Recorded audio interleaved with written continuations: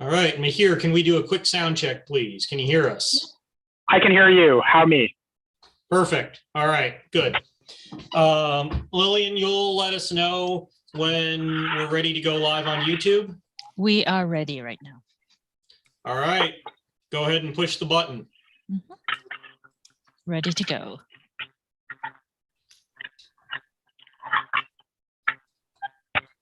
All right. Shall I call us to order? Yes. All right. This meeting of the Sunnyvale Bicycle Pedestrian Advisory Commission is hereby called to order at 6:35 p.m. Before we get started, I would like to remind the BPAC of some procedural items for this meeting. During the meeting, board members and commissioners and participants should remain muted when not speaking. If commissioners or participants have a question or comment, please use the raise hand feature. Speakers will be called upon to speak one at a time. A random order voice vote will be administered by city staff for each vote. This BPAC meeting is being conducted utilizing teleconferencing and electronic means consistent with State of California Executive Orders N-29-20 and N-08-21 regarding the COVID-19 pandemic. Members of the public may provide audio comment by connecting to the teleconference meeting online or by telephone.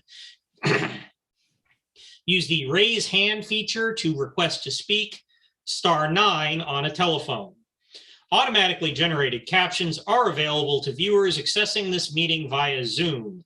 Captions can be displayed or hidden using the live transcript button. Teleconference meeting details are available on the BPAC meeting agenda. Comments on items not on the agenda must be submitted prior to the time the chair calls the item for oral communications. Comments on agenda items must be submitted prior to the time the chair closes the public hearing on the agenda item. Speakers are requested to keep their comments to no more than 3 minutes, and time limits will be enforced. Guidelines are posted on the BPAC meeting agenda. City staff, may we have the roll call, please? Commissioner Owie? Present. Sorry, looking for the mute button. Commissioner Dave? Here. Vice Chair Melman? Present. Commissioner Paraka? Present. Commissioner Hafman? Present. Commissioner Bonet? Present. Chair Mallinger? Present. All right, I believe that is all 7 present and accounted for. All right, next on the agenda, we have a staff presentation, file 21-0995, Sunnyvale Safe Routes to School Coordinator Updates. Is there a staff report? Maria Ariellano, the Sunnyvale Safe Route to School Coordinator, will provide an update on the Safe Route to School effort at public schools serving Sunnyvale students. So Maria? Good evening. My name is Maria Arellano, and just want to give you a quick introduction. I started with DPS in December of 2018 as a community service officer, and I was promoted last year in December as a Safe Routes to School coordinator for Sunnyvale. Due to COVID, schools were virtual, which presented a big challenge for the Safe Routes to School coordinator to even implement any type of education, because virtual education was non-existent at that time. Norma O'Connell, the previous coordinator, was unable to do any activities or anything concerning safe routes to school at schools due to the virtual learning. Therefore, when I took over in January, I decided to think of what we could do. And I came up with a helmet distribution event that took place in August 7th of this year. And I was able to distribute over 170 helmets to kids in Sunnyvale. And that included elementary schools, middle schools, even some high school students were benefited from a free helmet. And they were aimed for kids in need, especially with the absence of any activities or programs during a year. That was the first time that Sunnyvale ever did an event like that. And we're hoping to continue those efforts. Therefore, this year, I'm very excited because it's my first time as a coordinator with in-person learning. So I'm learning all the activities that we're doing throughout the school year. However, because of COVID, when we returned to school this fall, a lot of districts were asking schools not to engage in after school activities or anything that had people coming from outside the schools into the campus due to fears of COVID. So therefore, I'm working at the time with the Santa Clara Health Department to come up with a presentation, create a PowerPoint for middle school students specifically, and teach them about bike and pedestrian safety. This presentation will include a lot of Sunnyvale examples, such as like specific intersections that are an issue. I'm going to provide the perspective of the driver, of the pedestrian, and also the bicyclist. So we can not just tell kids don't do this, but show them why and why we're doing the things we're doing. So I'm trying to be more interactive, especially with the current challenges of not being able to go in person. But I'm hoping that we can resume regular bike rodeos for next year. One thing that I'm very excited about for this upcoming year is to partner up with Wheel Kids and conduct what's called bike workshops. And these are for middle school students. It's for guardians and students, for pairs, where they go during the weekend and they go through a workshop in person about bicycle safety, and also like a video and also for the parents. So we're not just educating the student, but also the parents. So hopefully they can put that into practice and pass the information along. So it's something we're going to push to support for next year. And we're also hoping to distribute about 100 helmets next year, since we are not getting the OTS grant this upcoming year. We're hoping to take care of that. And one last thing, we are conducting travel tallies for elementary and middle school. They will be starting hopefully next week for Santa Clara and Sunnyvale district. However, for Cupertino, we will be starting the following week. I'm not sure if you're aware, but Cupertino has decided to close a couple schools, and that change caused a lot of last minute things that we needed to deal with. So that's another challenge for us. And finally, the crossing guards, I oversee that program. We venture with all management staff, and we are currently understaffed, so we're not staffing all our crossing guard locations, but we're working diligently to hire more guards. All right, thank you very much, Maria. So we have a couple of staff questions, or a couple of commissioner questions. I would like to remind commissioners that we will be taking public comment on this item. So if you have suggestions or feedback, you should hold that until after public comment is completed.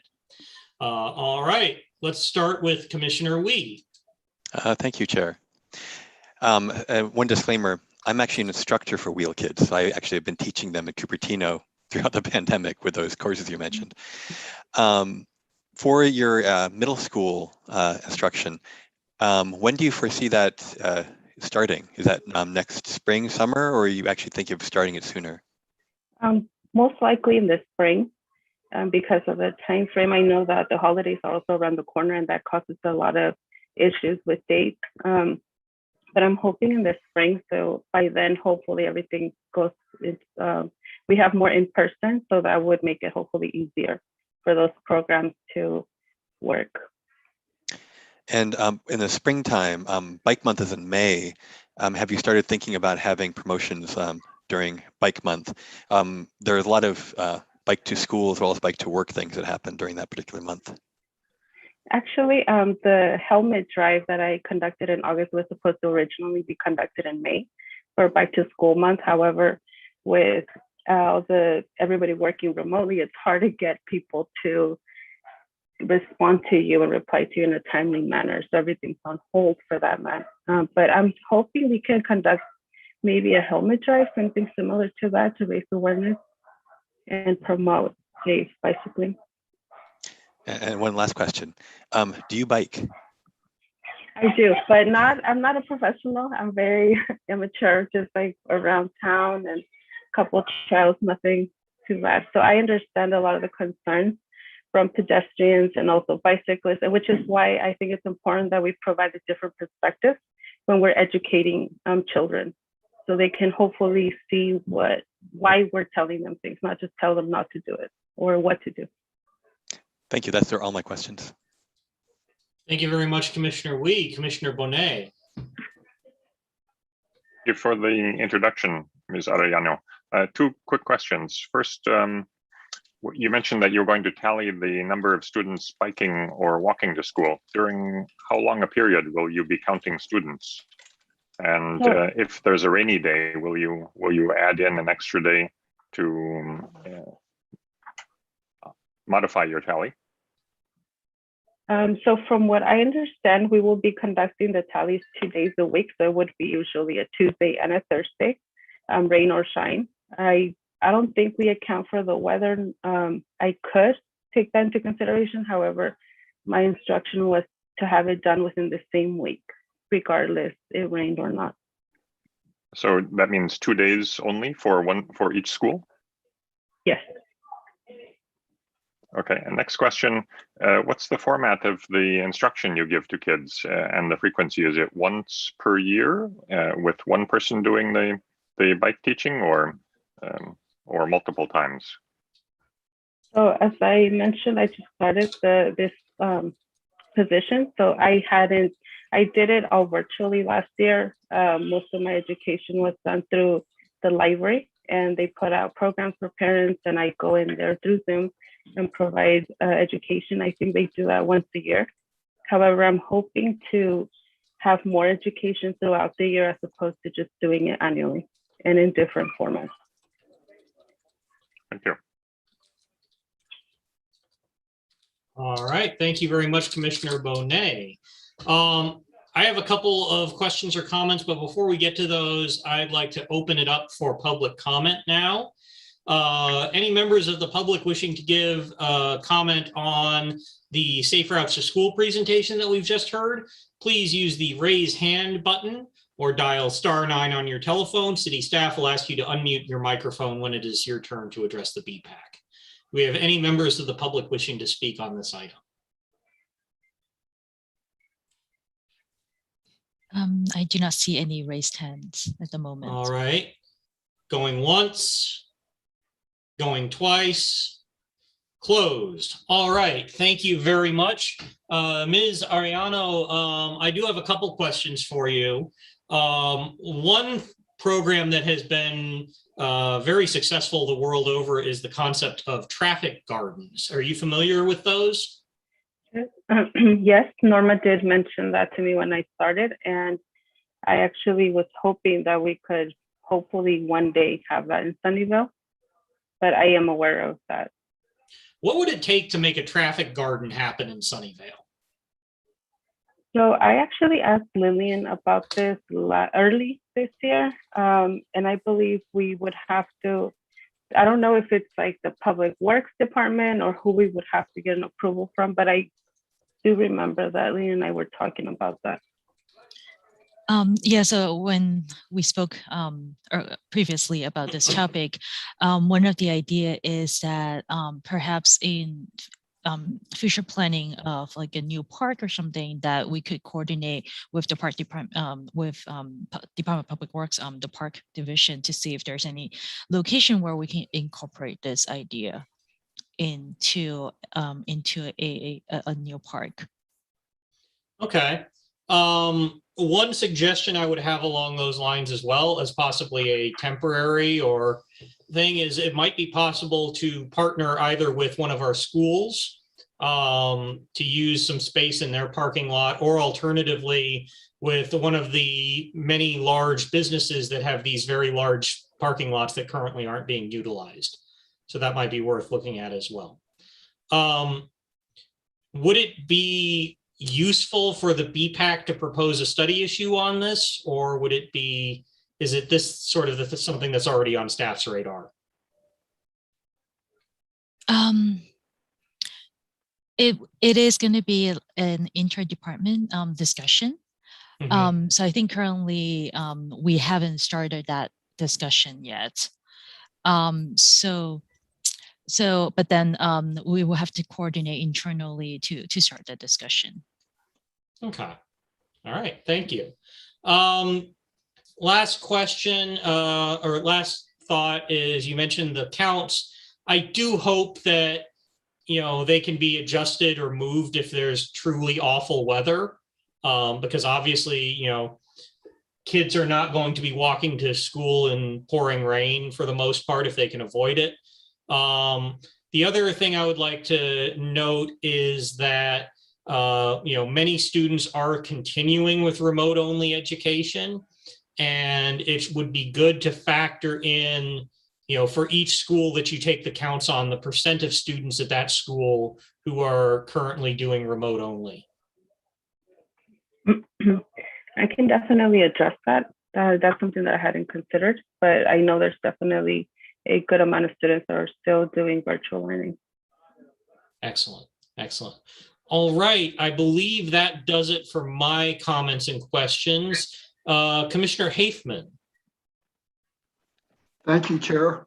I just had one comment. You had mentioned that, I think it was for middle school kids, you're going to be teaching the perspective of the driver, the perspective of the bicyclist, and the perspective of the pedestrian. I think that's really good. I wanted to comment on that, especially the driver. Thank you. I know as a driver, when I'm on my bike, I remember what it feels like to be a driver, and that comes in very handy sometimes. So I wanted to give you that comment. The second thing in your teaching, along pointing at one specific thing related to my comment, when a light switches with that walk signal, are you emphasizing to the kids to really look and make sure there's nobody running the light or making a right turn? Yes, I think we do our best to emphasize to look left, right, and left again.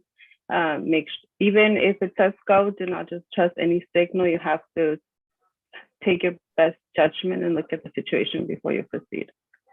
So that's something we're definitely going to emphasize. And to piggyback on what you said for the middle schools, that is actually a presentation that we're hoping to have accessible across the county, and then have each city targeted to their own cities, and include their own street examples and intersections to make it more relatable for students. So hopefully that's done by the end of November.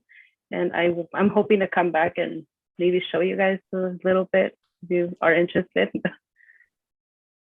Okay, thank you very much. All right, Commissioner Wee. Thank you, Chair. Regarding rain, you should encourage kids to walk in the rain. It's fun to splash in puddles with their rain boots. There is no bad weather, just bad clothing choices, and we can just re-educate people. Regarding instruction, bicycling is very COVID safe. So I do hope the schools get back to in-person, because outdoors, you're spread apart, it's naturally distanced, and it's a fun activity. And the Wheel Kids curriculum is nice because they have a short video, then you do it in person in a parking lot, and then you go on a road. Have you actually participated in any of those classes yet? I have not. This would be my first time doing that. So along with the students, I'll be hopefully taking part of that. Yeah, that would be great. Then you'll be a professional after you finish that course, just like the kids will be. As far as traffic gardens, that would be fantastic if Sunnyvale did a traffic garden. And I have a tentative location. You could do a quick pop-up one that's available right now. It is the empty concrete Las Palmas Park area. It's very bikeable, a little ramp down into it. You need to just check I don't think there's anything exposed there. It's just empty, smooth concrete in that space with no water in it. You could do a little, just trial there with a pop-up, and just to see what it's like if the parks and rec people think it's okay. But that's one I've checked out actually for Sunnyvale as a possible location. Given that water features in a drought situation, we're not likely to use them anytime soon. Do you have any for rodeos? Do you do those yourself, or do you contract with outside vendor for that? We contract with Safe Moves. Good. So they would be the ones conducting those bike rodeos. Okay, that's it for my comments. Thanks very much. Thank you. I was also considering the community center as an option for the Wheel Kids workshop. So that's also a great idea.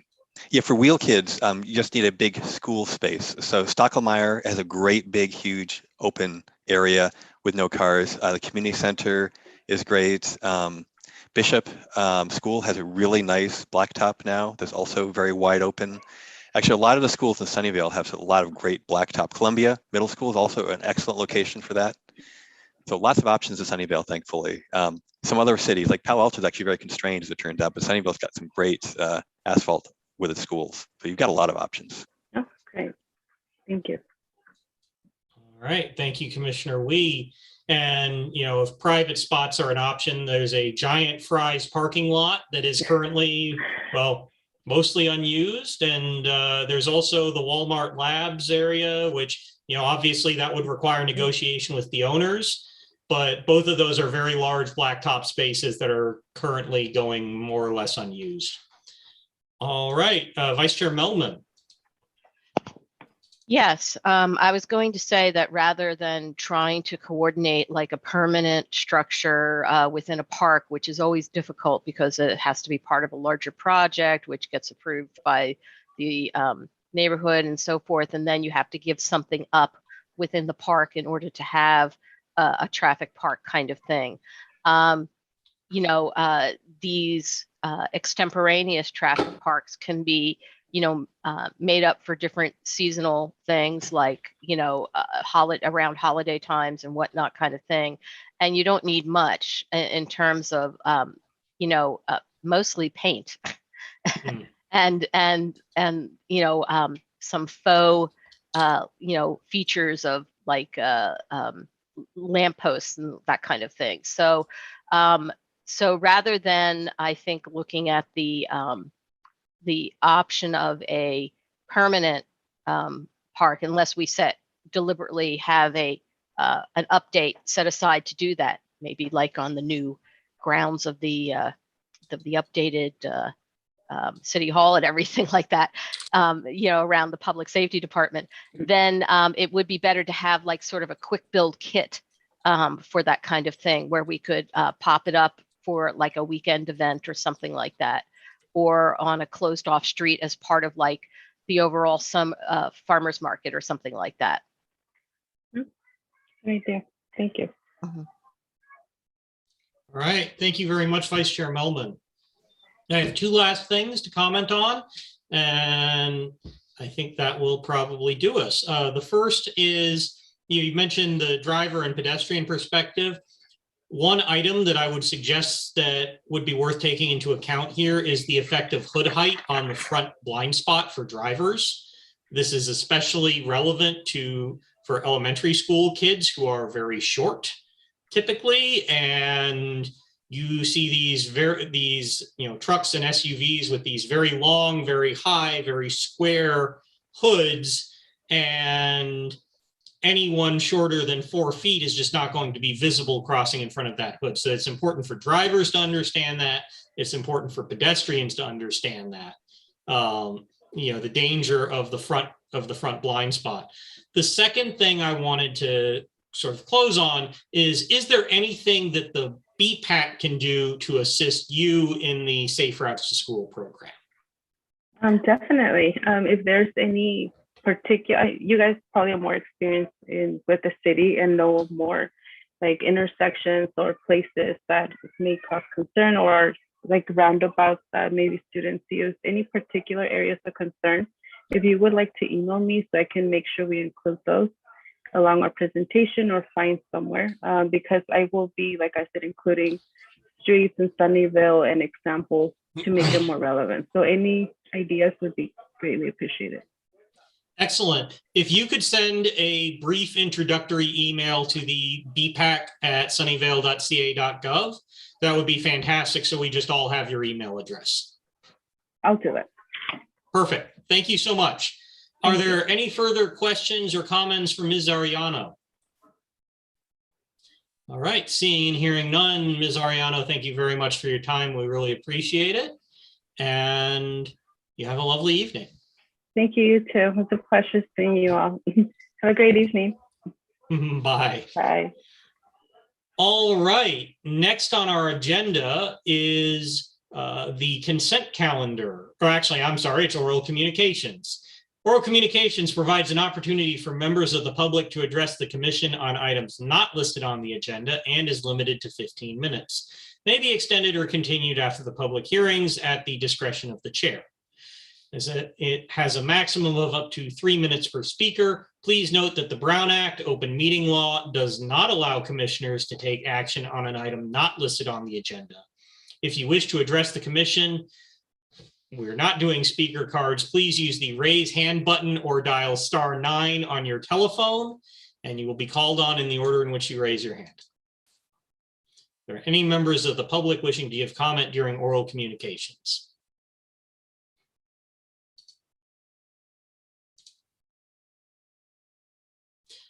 All right, going once, going twice. Seeing no hands raised, I'm going to close oral communications. Next on the agenda is the consent calendar. All items listed on the consent calendar are considered to be routine and will be acted upon by one motion. No separate discussion of these items. Is there any public comment on the consent calendar? If you wish to give comment on the consent calendar, please go ahead and raise your hand now. Seeing no hands raised on the consent calendar, do we have a motion on the consent calendar? Commissioner Wee. Oh, Vice Chair Melman, did you? No, I was gonna, Commissioner Wee's got a fast finger, so he just beat me to it. Go ahead. All right, well, Commissioner Wee. I move to approve the consent calendar. And then I would second. All right, Commissioner Wee moves, Vice Chair Melman seconds. Is there any discussion on the consent calendar? Seeing and hearing none, city staff, may we have the roll call vote, please? Commissioner Bonet, Aye. Vice Chair Melman, Aye. Commissioner Haveman, Aye. Commissioner Owie, Yes. Chair Mallinger, Aye. Commissioner Dave, Aye.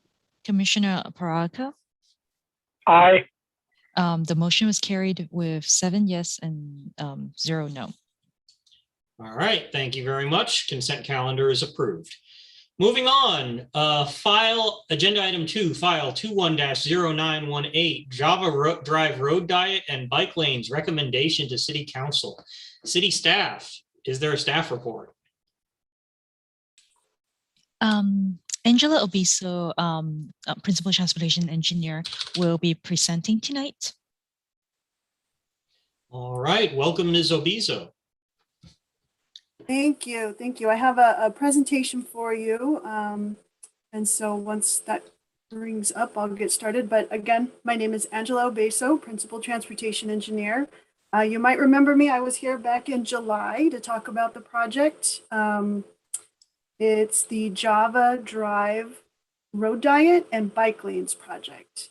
So when I was here back in July, it was an informational session for you to give you an update on the project and get some initial feedback.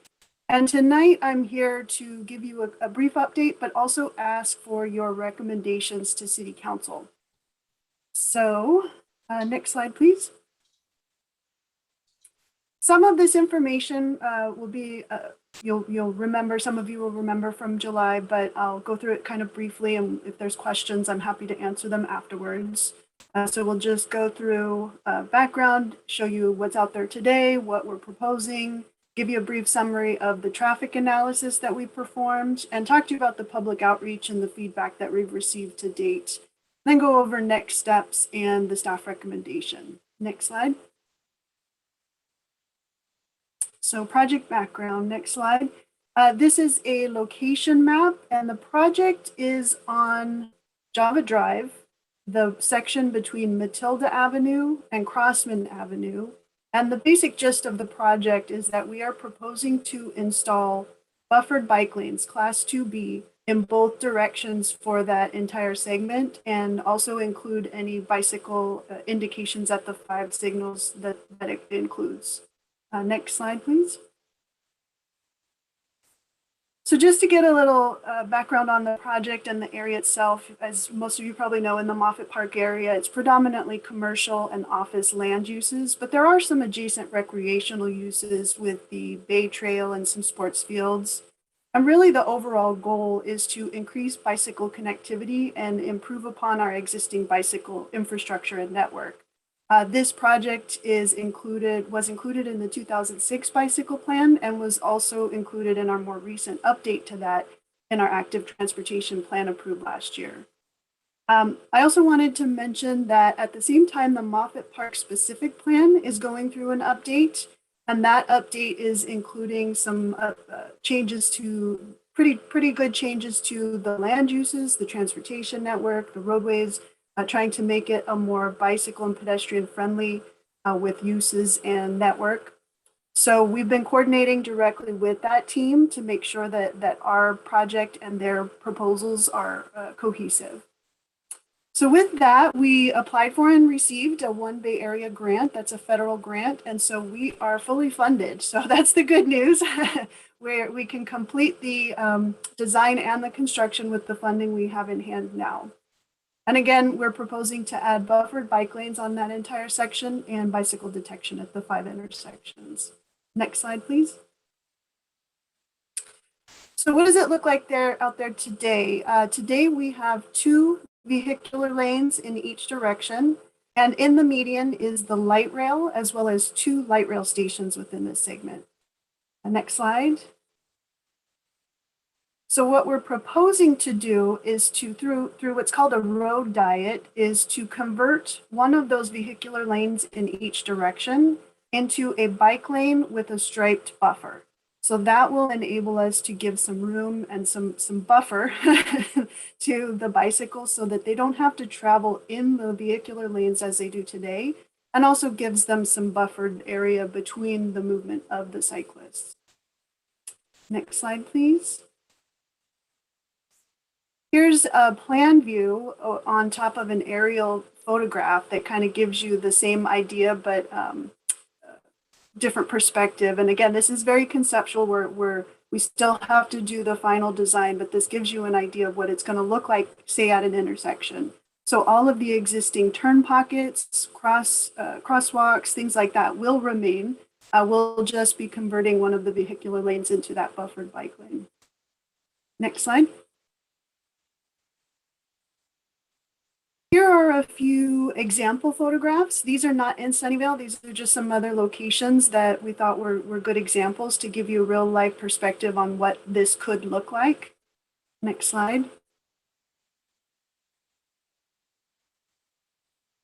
This next slide is a couple pictures of real life examples of class 4 separated bikeways. Now we also studied and did the traffic analysis for a class 4, one of these separated bikeways, and the traffic results were roughly the same between the two. The one thing that made us not recommend this as our staff recommendation to move forward with the separated bikeway is that the city is currently going through a study and trying to understand the operational needs, how that will affect our crews, our maintenance, that sort of thing. And so we've been working closely with VTA, and they are coordinating with some of the other cities in the area that have existing separated bikeways. How do they do it? What do we need to do? How can we learn from their experiences? So that's something that this buffered bike lane can easily be converted into a separated bikeway in the future, but it's not something that we are recommending at this time. Next slide.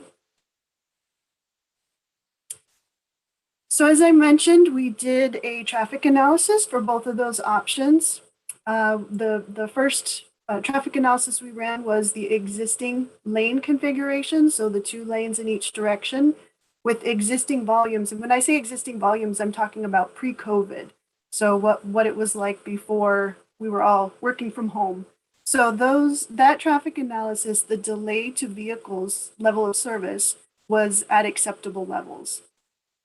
Then we took those models and we added on the projects with those existing volumes. Again, it came back as acceptable levels of service, acceptable vehicle delays. The delays started to come in when we projected the traffic volumes into the 2035 time period. And that's when certain movements at certain intersections started to become outside of acceptable levels for the vehicular delays.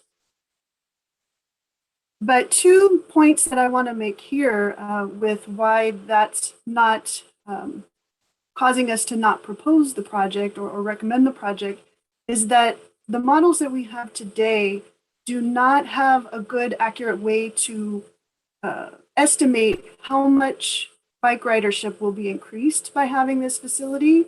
And as you get people shifting modes out of their single occupant vehicles and starting to ride bikes more often, you're going to have less volumes, you're going to have less vehicle delays. Also, I mentioned the Moffett Park specific plan earlier, and that has a very strong multimodal focus. They are trying to make this area much more bike and pedestrian friendly. The land uses will change, the roadway network will change. And also, normally when we have an approved plan, that gets incorporated into our analysis. But in this case, the specific plan is currently being updated. It's not yet approved, so we couldn't include it in our analysis. But we expect that conditions will be much different in 2035 than what they are today. The overall goal of the project, again, is to provide a more equitable travel choice and network for all types of users and all types of abilities. Next slide, please. So public outreach, I'm here tonight. You can see here this list of bullets are some of the activities that we've done this round. But the 2 things I wanted to point out on this slide are those last 2 bullets there. On November 12th, we currently have a survey to get people's perspective on how they use Java right now, how they travel through the Moffett Park area, but also what are your preferences, what are your thoughts on the project, on projects like this. So it's open today, and I'll share with you the link to get there in a moment, but it closes on November 12th, sorry. And then finally on November 30th, we will be going to City Council to share this project with them and to ask for their action on direction to move forward with the road diet and the buffered bike lanes. Next slide, please. So just a quick summary. Like I said, we're in the middle of the public outreach right now, but the feedback we've received to date has pretty overwhelmingly been supportive of the project. Many people want to see more bicycle facilities. They say they want to be able to bike on Java more comfortably. They would be more likely to ride their bike to and from the area if there was this facility built. We have heard some good feedback and some good things that we need to consider. People talking about certain properties on Java get backups during busy times of the year, for example, the post office. So we need to take that into account as we move into design. Also, we need to focus on ways to avoid having vehicles park or delivery trucks using the bike lanes as loading and unloading zones. So that's something we'll move forward with. Connecting to the channel trails when those get built in the future. There's a lot of interest in how do we convert this? What will the process be to convert it into a separated bikeway in the future? And some questions about the speed limits, if this will affect the speed limits, how we measure speed limits, how we set those, that sort of thing. Next slide. So next steps. So we're in the first couple of arrow sections there right now. We are hoping to get selection from council and action by the end of November. Then we will wrap up the environmental clearance, and we anticipate getting that completed by the end of the calendar year. Then we will go right into design, finish up final design, and go right into construction from there. So that's a conservative estimate that the project will be constructed by spring of 2023. So it's possible it could be done and ready to use before then, but this is our schedule, our estimate for now. Next slide. So how can the public continue to provide questions and feedback? How can they get more info? Here's a quick little slide covering that. The first one is the link to the survey. So I encourage everyone to go on, take the survey. It seems like it's taken about 2 or 3 minutes, maybe 5 if you spend some time really thinking about it. So it's pretty quick. Also, I'm happy to receive calls or emails, or if you'd like to send a letter to City Hall, I'll get that too. And in general, if there is interest in learning more about the project, seeing previous reports, documents, there is a section on the transportation and traffic safety page. You go to the website, you just search for transportation and traffic safety. There's a tab with a plus sign. You click on the plus sign, opens up a transportation projects tab, and it's right there. Next slide.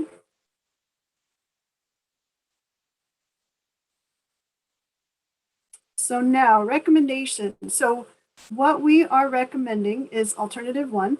So we are recommending that the Bicycle and Pedestrian Advisory Commission recommend to City Council that they approve the road diet and approve and direct staff to move forward with the Class 2B buffered bike lanes for final design and construction. Next slide. Just another quick plug for the survey. So if people want to take a screenshot or a photo or jot down that web address. But with that, that's the end of my presentation, and I'm happy to hear your feedback, answer questions. I'd love to hear what you have to say. Thank you. All right. Thank you very much, Ms. Obezo, for your presentation. First up, we have Vice Chair Millman. As a quick note, quick reminder to the commissioners, please refrain from expressing an opinion on the project until after we have heard public comment. Use this time for questions only. Yes, thank you for that presentation, and I'm really glad that it's been fully funded, because that means that it will go in sooner rather than later, which is always an excellent thing to hear. My question is, what was the assessment in terms was an assessment performed in terms of reduction of a speed limit on the section of road, in addition to the road diet? Because I know that that segment of road is rather zippy. Yeah, that's some of the feedback that we heard as well, and why that question did come up in the community meetings. The project itself is not evaluating the speed limits, but as normal course of operations as part of the transportation division, we do speed limit surveys throughout the city. So once this project is constructed, it will automatically be on that list to be evaluated for the next round. Typically, we do those about every 5 years. And so it will be evaluated for possibly reducing or changing speed limits after it's constructed. Okay, thank you for that. And my next question is I'm assuming the reason why a completely separated bike lane was not considered for the project were the usual reasons of lack of city equipment for street cleaning, etc. My question would be then, would perhaps, other than just the paint, be considered maybe like intermittent planters or some other physical object which could be removed at future dates if we put in a separated bike lane? I realize there are driveways along that route, but given the speed and the volumes of traffic on there that have occurred from time to time, I believe that consideration of some sort of physical barrier would be more of a safety thing. If not that, then maybe like we have on Tasman, the temporary, I don't know what those orange sticks are called, but you know what I'm talking about. Yes, I know exactly what you're talking about. Yeah, so we originally had considered some sort of physical barriers, but because, just like you said, because of the frequency of the driveways and the locations of the bus stops, we decided to move forward with just striping changes right now. But it is certainly something that we're aware of and we'll keep an eye on. And if, you know, as the project's installed and people start using it, we start to see that that's an issue, it's something we can revisit and look to add. They're not that difficult to install.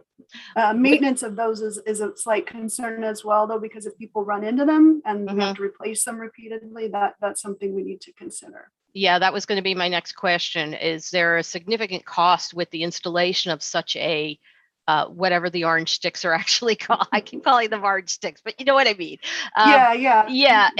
And so is it a very large expense? And can that be considered for some of the longer segments where it might be beneficial to have an actual physical reminder of the separation, because those things are temporary. They are just a visible barrier. And so, I think it's just having that additional possibility for something temporary, even if we can't have something permanent, to assist cyclists in having a safe route. I don't have a cost for those with me this evening, but it is something that I can look into for you. Okay, that would be great if we could have some idea. I see Mr. Ng is there, and he probably has some input on something like that, right? Well, I'd just like to add that the Tasman Drive temporary lane closure was a special thing that was done. It does impact our DPW street maintenance operations because they have to hand sweep that area, and it's not something we want to do even on a trial basis elsewhere around the city. There is this study that we are going to be doing on the operation and maintenance impacts, and that will open up once we have that study done and city council's reviewed it and taken action on it. Then we can start considering more class 4 facilities. Okay. All right. Thank you for that, Mr. Ng. I appreciate it. And that's the end of my questions. Thank you very much, Vice Chair Melman. Next up, we have Commissioner Wee. Thank you, Chair. And thank you, Ms. Beso, for such a great presentation, and also for doing the preview early, so we had some time and could give public feedback, and then a final decision later. That is really appreciated, to have enough space to think about this. I really appreciate that. I have a number of questions. For bicycle detection, you mentioned that you would have it. Will that be on both the left turn and the straight through lane versus the bike space in case someone's in one of the main lanes? That is a good question. We can certainly consider that. Like I said, we haven't done the design yet. We've got to get the environmental clearance finished first. But it's certainly something that if we're already out there. We'll take a look at the costs and what existing conditions look like, what the signal detection looks like today. So I'll note that down for something for design. And will the signal detection be in-ground loop, induction loop detectors, or will it be video? That maybe is a question for one of my coworkers, what our standard is out in the Moffett Park area. I don't know offhand. Just to chime in on that, we haven't quite finished the evaluation of it. Of course, in pavement loops are the most inexpensive, cost-effective way to do detection. If there's problems with detection right now on Tasman Drive, whether it's in the left turn lane or in the side streets, please let us know, and my staff will go out there and we'll have our maintenance contractor adjust the traffic loops so that they are sensitive to bicycles. Right now, I'd say most of our intersections are sensitive using in-pavement loops, but we are using video detection also at specific locations. There is quite a big price difference between in-pavement loops and video cameras. Thank you for that information. Yeah, I'm constantly reporting loops that don't detect me, and it gets frustrating after a while. What are the right turn treatment thoughts for vehicles? Is it a merge into the right lane for a right turn lane, or are they setting it up for a right hook situation, or is there enough space to make sure they have a sharp turn so they have to actually go into it when they can see what's happening in the bike lane? So again, we'll be looking at that in more detail as we get into design, but the thought process is, we're removing a vehicular lane, we'll have a little bit of room to play with. We also are planning on using the green pavement, especially in conflict zones like this, to let both the bicyclist and the vehicle know, hey, the other ones can be here too. And so we'll definitely have special striping treatment at those intersections and try to give enough room so that there's room for both the bikes and the vehicles at those right turn pockets. And regarding speed limits, one of the things about speed limits is you can actually design the road so it naturally encourages slower traffic. So had you considered actually just proactively narrowing that lane to 11 feet rather than having it 13 feet? Because 13 feet with a speed study, I'll say, wow, I can just go fast because it's really wide. Even if you change the speed limit later, it's like you've already done the design that's encouraging the faster speed. Did you think about designing it so that it's naturally slower by design versus by enforcement? Right. Yeah. Again, that's a design consideration. So I'm noting that down. So we'll definitely take a closer look at that as we get into the design phase. So thank you. Okay. Good, really good points. And sidewalks. Are there sidewalks on both sides? I noticed in your design or diagram, one of them didn't have a sidewalk on one side. It was only on. Right. Yes. On the northern side or the bay side of Java Drive is a continuous sidewalk the entire length of this segment. However, on the southern or the inland side, there is a sidewalk on most of that segment, but there is a short gap on one of the blocks. And this project is not changing the sidewalks, but I have taken a look at that and we are aware of that sidewalk gap. And we've also talked to the Moffett Park specific plan area team about that as well, so that they're aware there's a need for better connectivity for pedestrians through there. With this amount of space you have, had you ever considered, well, rather, it wouldn't be a protected bike lane, but actually just raising this to sidewalk level and making a super wide two-way bike path, a pedestrian path. So basically multi-use path on both sides of this, both ways. Make sure you had sidewalk fully on one side. And then the pedestrians and the bicyclists in this kind of scenario, I've seen this a lot in Helsinki and some European cities. If they have a lot of pedestrians, they suddenly have a lot of extra space for pedestrians. If they have a lot of bikes, it kind of shifts the other way. So it's a shared facility where bikes and pedestrians get along without damaging each other less than cars damage bikes and pedestrians a lot. Had that been considered at all? I know it's more expensive though, funding wise. Right. So as I mentioned, we received a federal grant for this project. And so the scope of this project for the grant, and it's non-negotiable at this point because we've already accepted the grant, is to have bike lanes. So basically the road diet and the bike lanes. It didn't include any mention of multi-use trails or pedestrians. But again, I'll mention the Moffett Park specific plan updates. They are definitely interested in making this, especially Java, a much more bike and pedestrian and transit friendly non-vehicle uses. So definitely, I think that there is a possibility it'll come in the future. Cool. And my final question, you mentioned that your models don't account for mode shift efforts. Basically, it's hard to predict what's going to happen in the future.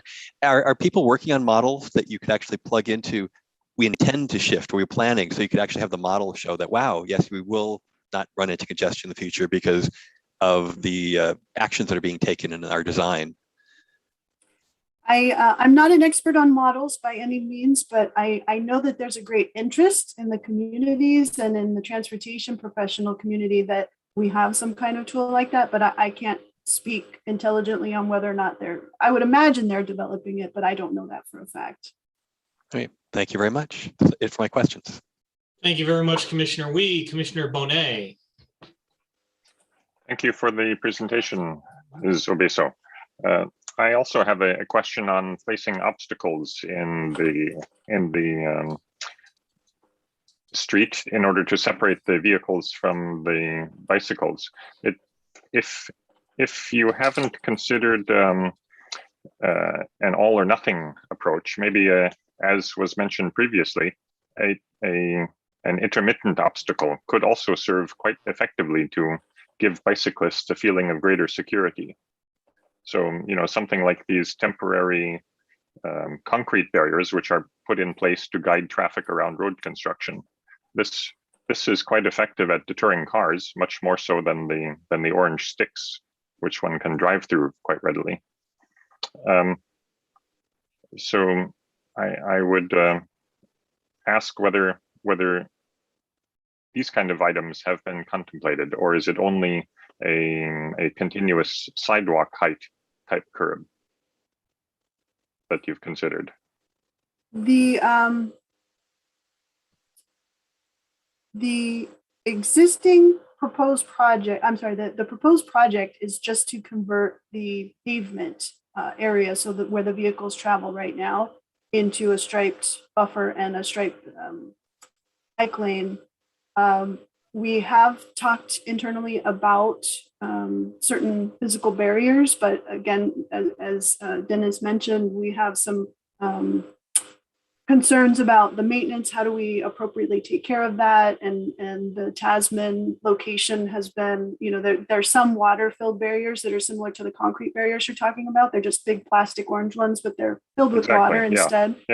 Yeah. So we're having a little bit of experience on that on a temporary basis, what it takes, and it's without the proper equipment, it's very labor intensive, and so we want to take a very thoughtful approach to how we do any kind of physical barriers, whether it's a continuous, like a separated class 4, or if it's an intermittent,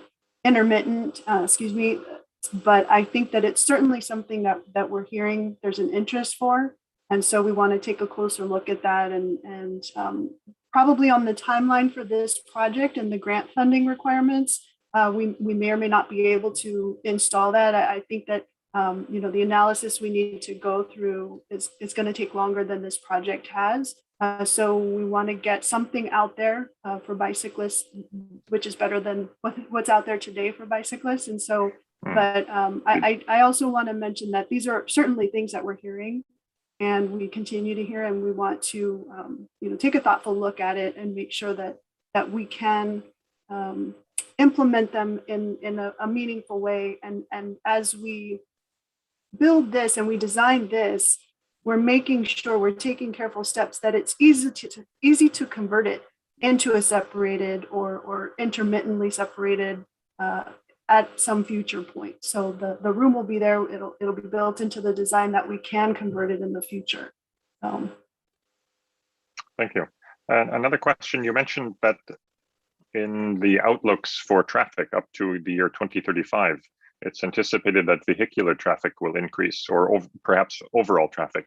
Is this due to increased construction or planned construction of new office buildings in the area, or what is the reason for this anticipated increase?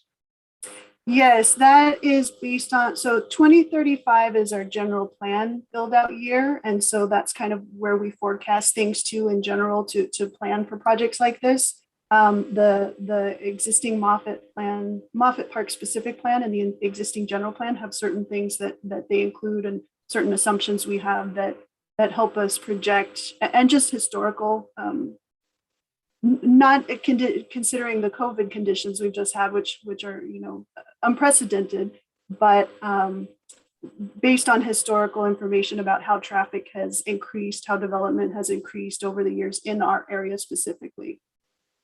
Meaning over the last 20 years, it's been a continual increase, and essentially you're extrapolating to the future and predicting that it will continue. Correct. Yeah. Okay. And in that case, rather than the thinking of increasing bike ridership decreases vehicular delays, I would encourage a slightly different twist on this. Increase vehicular delay deliberately, as Commissioner Oye pointed out. If we narrow the streets to reduce the speeds, this will, by its very nature, encourage people to see biking as a more viable alternative. Because when streams of bicycles pass stopped cars, this is a very nice demonstration of the efficacy of bike lane. That is a great point. I'm taking note. Thank you. Thank you for your answers. All right. Thank you very much, Commissioner Bonet. I have a few questions. So I note that this project does not extend onto Lockheed Martin Way. I know there is a gate onto the Lockheed campus about a block down Lockheed Martin. Is Lockheed Martin Way owned by Lockheed or by the city? That is a private street. I believe it's owned by Lockheed, but I know it's not a city street. The entirety of Lockheed Martin is a private street. Got it. Yes. I would suggest that it might be worth discussing with Lockheed whether they, at their next repaving, would be willing to consider extending the bike lanes onto their campus. Because having those bike lanes just all of a sudden turn into traffic lanes is not going to be an ideal experience for Lockheed employees. Next question, was there any thinking on specific treatments for left turns for bicyclists at the intersections? Like, I think you mentioned some green paint, but is there like a discussion about like putting a left turn bike box in the intersection or something like that? We, again, that's something that will move forward in the design phase in greater detail, but it is something we're looking at different intersection treatments that are paint based, but we don't have any proposed treatments at this time. All right. Next question. This might be better for Mr. Ng to answer. What is the width of a city street sweeper?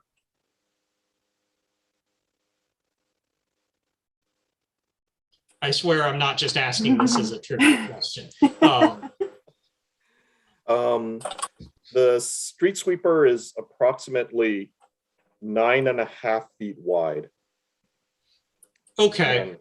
And I think once you factor in the mirrors, and that's the body of the street sweeper. Once you factor in the broom and the mirrors, I think it's closer to 10.5 or 11 feet. Okay, so the next question I have following off of that is, with the 12-foot wide bike lane and buffer, if the orange flex sticks or the green plastic bollards were installed as the ones that San Jose uses, would these bike lanes not be able to just be cleaned by a regular city street sweeper rather than requiring special equipment or hand sweeping? Normally, when we put in any barriers, we try not to put it right on the stripe of where the vehicles are. We put it in the center of the buffer so that there is a little bit of wiggle room, but at the same time, you have some protection. So not in that case right now, we're not recommending that. We're saying to keep it paint, and then we'll look at it later on. Understood. Last thing, I do have some concerns about delivery vehicles and rideshare vehicles stopping in this bike lane, given how wide it is. Is there going to be a sign treatment? Is that just going to be, something like no stopping at any time rather than no parking at any time? Because we do not want vehicles stopping in this lane, because then that'll force the bicyclists back out into the high-speed travel lane. Right. Yes, I agree, and I have a personal preference for the no stopping signs myself, because it's harder to enforce when somebody's just sitting there in their car on their phone or something. But that's a personal note. But I do appreciate your comment there, and it is a concern we've heard from other folks in the community, and so it's definitely, as we go into the design phase, we'll be looking at signage, because we will need to change out some signage and to add bike lane signage. So where we have bike lane signage, we'll need to also add the no stopping signs as well. So I'm noting that comment. Thank you very much, Ms. Obezo. We have one more question from Commissioner Bonet, and then we will open it up for public comment, I think. Thank you, Chair Mellinger. Ms. Obeso, two more questions I thought of. One, do you have current vehicle and bicycle counts on Java Drive? And if so, what is your projection for 5 and 10 years from now? We do have counts. I don't have them handy. They were included as part of our traffic analysis. We did not project out in short term. We just did existing counts, and we projected out into 2035. So we wouldn't have, say, 5-year estimates. Okay, and maybe the next question perhaps for Mr. Ng. What is the cost of sweeping streets in say dollars per mile? And what is the narrowest gauge sweeper that you know of? Is there something like a 6-foot wide sweeper? I don't necessarily have the cost per mile for our current street sweeping operations, and there are smaller, narrower street sweepers. We're talking to City of San Jose about that, and part of the study will be to identify the narrow body street sweeper or something smaller that will fit into a protected facility. One of the downsides of a smaller facility that we've learned from San Jose is that with smaller size, you have smaller capacity.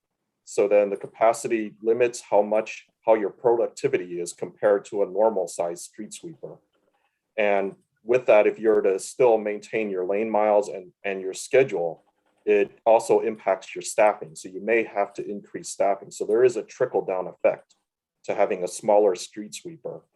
And you may not want to have convert your large street sweeper to a small street sweeper just because of that capacity issue. So that'll be part of the study that we look into. I guess I'm anticipating a future in which we have just as many protected bike lanes as we have vehicle lanes, and then it would make a great deal of sense to have a dedicated street sweeper for bicycle lanes. It will be, and then but at the same time, depending on how we protect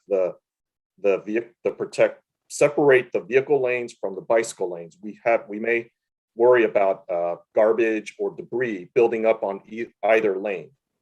So yes. Then it's something to concern. It's not like everything, if we build it, everything goes into the bike lane, or we keep everything Correct. out of it.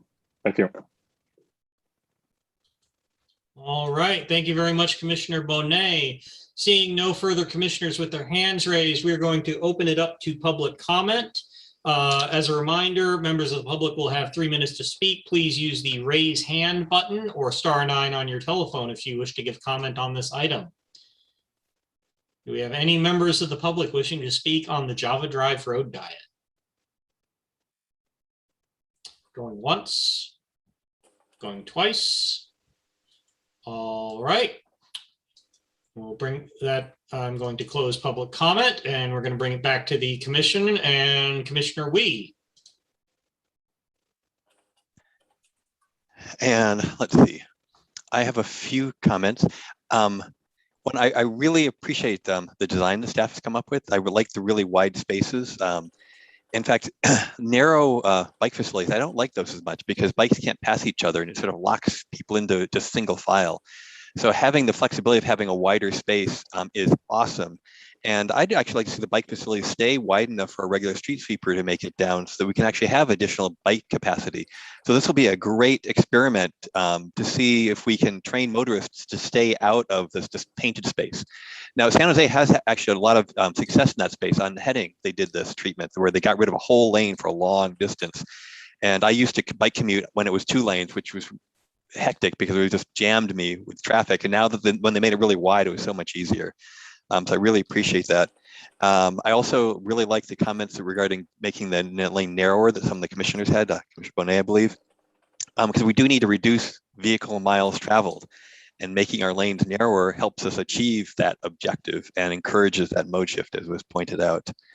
We do need the rest of the bicycle network to come up to the same quality that hopefully we'll see soon on Java in order to actually see the bike lanes used, because it's a whole network that needs to be connected to make this all work well.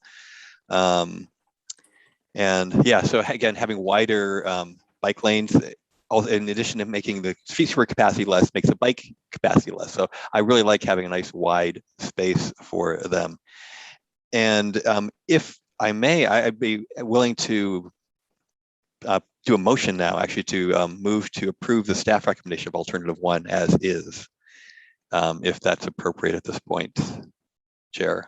Before you do that, let's have Commissioner Hafman and Commissioner Dave, if you two have any comments or questions.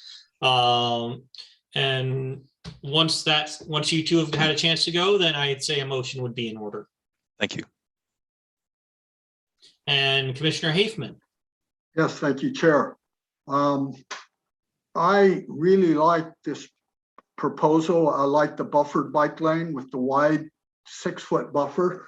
I would prefer that to a class 4. And here's the reason why.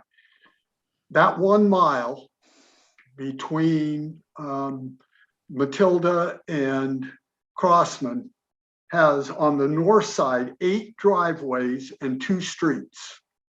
On the south side, my count shows 14 driveways and 2 streets. Every 100 feet or so, you got either a driveway or a street. And in my 30 some years of commuting to work, I've never had an incident with a car sideswiping me. It's always been issues with cars exiting and entering the roadway. That's where almost all issues come. And the thing I don't know is if there were a buffered bike or a class 4 bike lane there, how do these drivers get into their parking lots and out of their parking lots? You know, they're gonna pull up and then make a right turn, and they may not notice a bicycle coming, and the bicycle may have a false sense of security that cars aren't going to be intercepting them. The fact of the matter is, everywhere there's a driveway, there's where the bulk of the risk is. So I like the proposal to keep it a buffered bikeway, and then maybe as the area gets developed, it was stated in the discussion that they're looking for it to be much more commercial and residential. Maybe we'll get to a situation where we have long stretches of roadway without driveway interruptions. So I like the proposal as it is. I would definitely support a motion to accept it as it's been proposed, with one possible exception of having them look at reducing the traffic lane down to 11 feet for speed control. Thank you. Thank you very much, Commissioner Hafman. Commissioner Dave. Hi there. I just wanted to say, as a longtime commuter to that area that I used to come in from the east, I very much appreciate that this has been funded, that this is alternative, is leading east-west. It's one of my big issues that I'm like to see solved. I'm so happy that you got funding, and I'm happy to see that big buffer in between the cars and the bikes. So I actually was sideswiped at one point by a bus, not on that road, but it's just like having that big barrier looks very safe to me from the drawings that you have, and I'm very happy this is going forward. Thank you for being behind this. Right. Thank you very much, Commissioner Dave. And with that, Commissioner Wee, I believe we are ready for your motion. I move that BPAC recommend the staff recommendation of choosing alternative 1 for City Council. All right. Is there a second for that motion? I would second. All right. Commissioner Wee as the motion maker, Vice Chair Melman seconding. Commissioner Wee, to your motion. This is a great design for this location, and I fully support staff's excellent work in putting this recommendation together. I didn't include the 11-foot at this point because Ms. Abeso said that that particular design detail would be worked out later. And so hopefully this will come back and we can approve final design of this at some later time if that's appropriate, or just make recommendations. So I think that's already been accounted for, so I don't feel the need to add it to this particular motion at this time. All right. Thank you, Commissioner Wee. Vice Chair Melman. Yeah, I would concur that I'm not sure that the lane width, because this is a bus route as well, that we'd want to make sure that the lane width would accommodate buses turning and so forth. So it might be better to evaluate that as it goes along on the project rather than considering it as a condition for this recommendation. I also want to add my thanks to the fact, once again, that this is a very well thought out project, that we have the funding in place ahead of time so that hurdle is overcome. And also, as someone who has commuted along this route, because the post office is right there quite often. So having a buffered bike lane would certainly be better than the share the road everything that occurs now. And so, yeah, and I'm hoping that the signage, my only recommendation is I'm hoping the signage will be no stopping to discourage the delivery vehicles and the Lyft and Uber drivers, because since it is along the VTA rail, there is a lot of that kind of activity that goes on. So, and I think in the overall Moffett Park plan, this will fit in very nicely for making it a more bikeable, and hopefully if we can deal with the contiguous sidewalk issue on that one side of the road too, more walkable community as well. All right, thank you very, very much, Vice Chair Melman. I have some comments. I'll be supporting the motion. I think this is excellent work to staff. Kudos, this is a fantastic project. I especially appreciate the thought which was applied to ensuring that this project could be converted to a Class 4 facility at a later time. If the land redevelops to be more appropriate, maybe with fewer driveways, if we get the right street sweepers, etc. I think that's very important.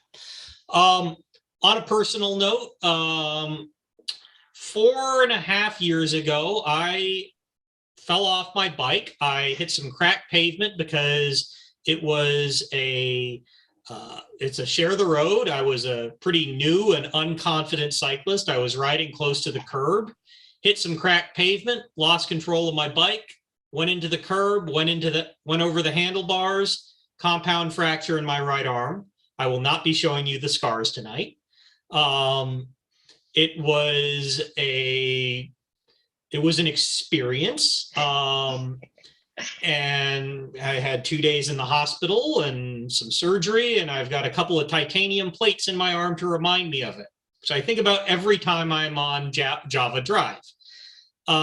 This facility, by providing so much space for cyclists, this is going to improve cyclist safety, not just from cars, but from the gutter, from the curb. By allowing cyclists this space, cyclists will be able to ride on the middle of the asphalt, where away from the seam of the gutter, where the pavement is smooth and safe to ride on. And, as we go forward, looking at new bike facilities for the city, I think that's something, hats off on the amount of space that's being provided here. And I really want to echo Commissioner Wee's comments on the importance of wide bike lanes, because as I said, I've got the scars to prove how important they are. So hats off to staff on a great project. I'll be voting in support. And if there are no further comments, city staff, may we have the roll call vote, please? Commissioner Owie? Yes. Commissioner Bonet? Yes. Commissioner Haveman? Yes. Commissioner Paraka? Yes. Chair Mallinger? Yes. Commissioner Dave? Yes. Vice Chair Melman? Most definitely, yes. The motion was carried by 7 yes and 0 no. All right. Thank you very much. And do we know when this will be going to City Council? Yes, on November 30th. November 30th. All right. Thank you so much. I will mark my calendar. Christmas present. Indeed. All right. That does it for this item. Thank you very much, Ms. Obezo, for your time and for your excellent presentation. All right, moving on to agenda item 3, file 21-0996, report and discussion of recent Santa Clara Valley Transportation Authority Bicycle and Pedestrian Advisory Committee meeting. Whew. Commissioner Wee, as our delegate to the VTA BPAC, do you have a report for us? Yes, a fairly brief report this time for highlights for us. Let's see, the Bicycle Superhighway Implementation Plan was published in September, and that's worth looking at for all of us. It includes significant possibilities in Sunnyvale. That was included in my written report as well. The VTA bike map is being republished with some slight updates. They're doing a reprinting of that, and they've already updated the website with that those new changes. Again, the major change to the bike map won't have what happens every 4 years. So these are just slight updates to some bike routes. There is a good symposium coming up October 26th to 28th, California Active Transportation Resource Center, which is sponsored by Caltrans. If you have an option to attend that, I think you'll find it very useful. I'm trying to make time on my calendar. I'm not sure if I'll make enough time though, but there are a lot of good presentations happening on the morning of 26th, 27th,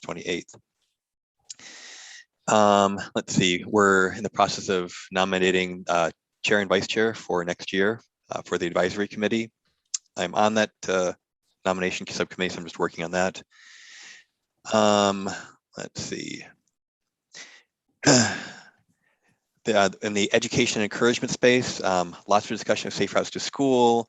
Silicon Valley Bicycle Coalition has gotten the adult education program that will finally be starting using Measure B funds from the county. Let's see. And back to safe routes to school, there was some discussion on how to make safe routes built into the normal educational program inside of schools versus being the sort of extra bolt-on all the time. And it looks like the best way to do that is to address the California state PE standards to be updated to basically bake it into the curriculum. And then we wouldn't have to have safe routes to schools as extra side thing. It would actually be part of the normal school curriculum. There was a lot of comment about traffic gardens at this meeting also. That would be great to have one in Santa Clara County. Let's see. Oh, two more things. The bicycle parking chapter is being updated and the bicycle technical guidelines. There are a lot of recommendations. It's well worth you looking through that and getting your comments into VTA if you have any comments on bike parking.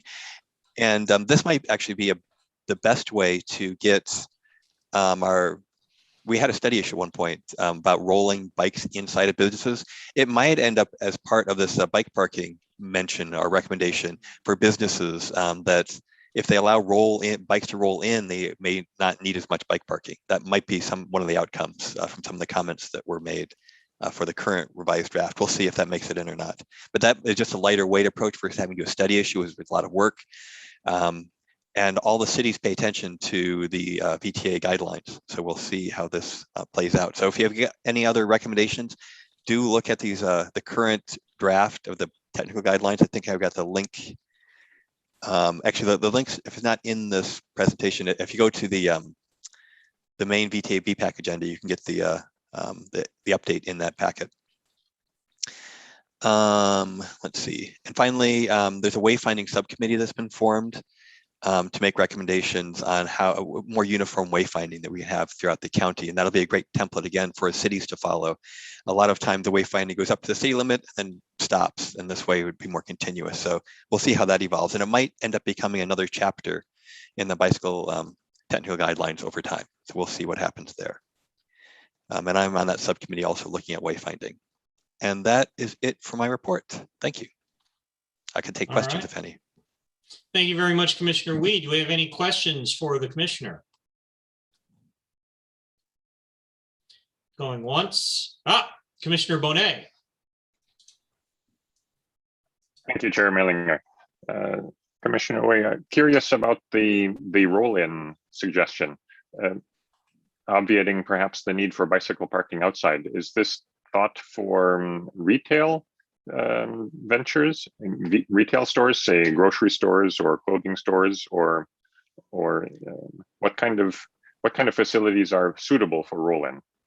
It's very advantageous for retail because then you can shop onto your bike and not have to worry about parking and having things go missing. Versus having bike lockers are great, but bike lockers are more expensive. But it could also be for regular businesses also. If they allow roll-in, then they don't need to necessarily have.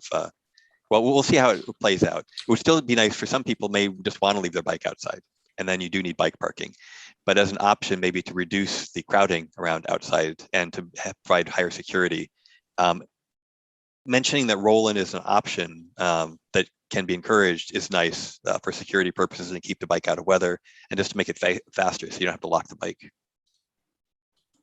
There isn't currently a city prohibition against bringing bikes onto retail, is there? No, there's more of a societal expectation that bikes stay outside. So by actually mentioning it as an option, it sort of helps change our social perceptions of where bikes can go. Thank you. Yeah, there actually is. I have been scolded by someone I think at the community center for rolling my bike in to pick a key up so I could just roll in and roll out rather than having to spend all the time locking my bike and taking all the stuff off my bike for like a 2-second pickup. But I did it anyways. But that's something maybe our city could consider. Instructing staff that if there's space, don't worry about bikes rolling in and rolling out. I know at our city council meetings when we were meeting in person, many of us has become accustomed to rolling into the lobby because we didn't have, I mean, it wasn't very crowded. There's lots of space. And then we could watch our bikes during the commission meetings.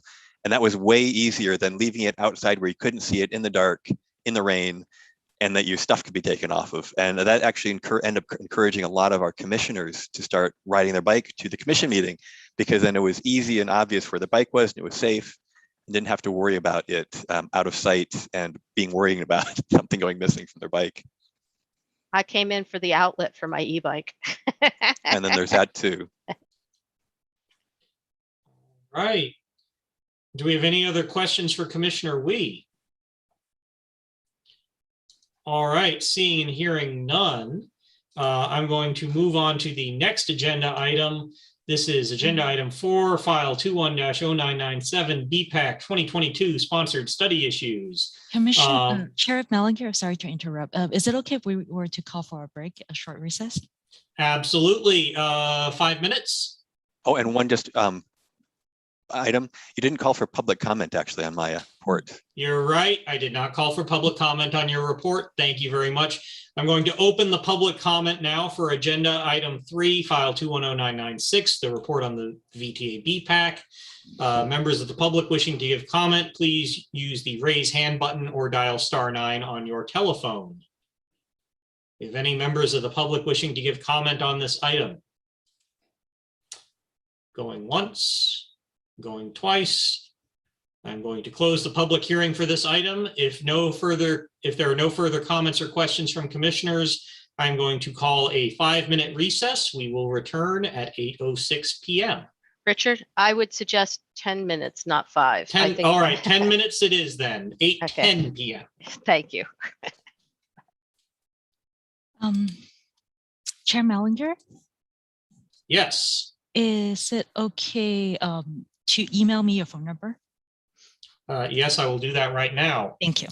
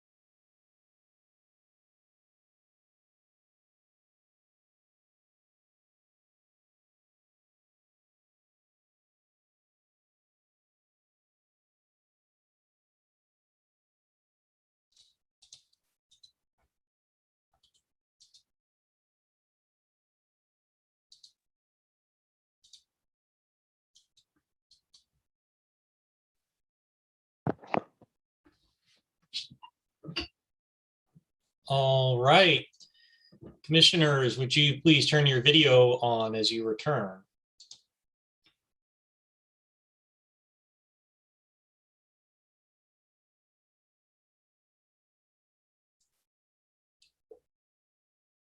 We will give Commissioner Dave one more moment.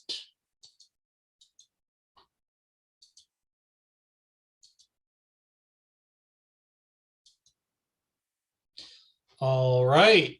All commissioners and participants have now returned to the meeting. I'm going to call the meeting back to order. It was brought to my attention during the recess that apparently I read an outdated script on the teleconferencing situation at the beginning of the meeting.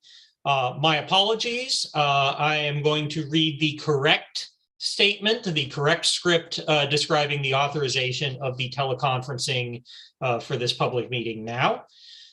Because of the COVID-19 emergency and the health orders issued by Santa Clara County and the state of California, the Sunnyvale Bicycle and Pedestrian Advisory Commission meeting is being conducted utilizing teleconferencing and electronic means as allowed by Government Code Subdivision 54953E. Pursuant to state law, the City Council is scheduled to make the necessary findings on October 26, 2021. Ms. Tsang, are we legal now? I believe so. Thank you. All right. Thank you very much for bringing that to my attention. We will now return to our regularly scheduled agenda. We are now moving on to agenda item 4, file 21-0997, BPAC 2022 sponsored study issues. I see that in our packet is a write-up of the 3 study issues that the BPAC decided to move forward with.